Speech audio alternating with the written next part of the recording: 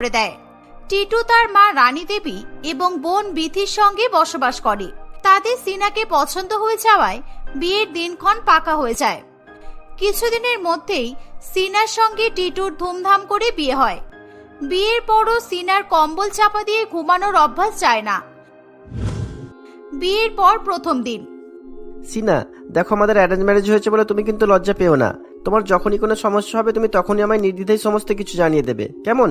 ধরে নাও আজ থেকে আমি তোমার প্রিয় বন্ধু। তুমি যখন বলছো যে তুমি আমার প্রিয় বন্ধু, তাহলে বন্ধু হিসাবে আমি তোমার কাছে একটা আবদার করতে চাই। তুমি প্লিজ আমার জীবনের প্রথম প্রেমকে আমার কাছে ফিরিয়ে এনে দাও, প্লিজ। এই কথা শুনে টিটুর মাথা ঘুরে যায়।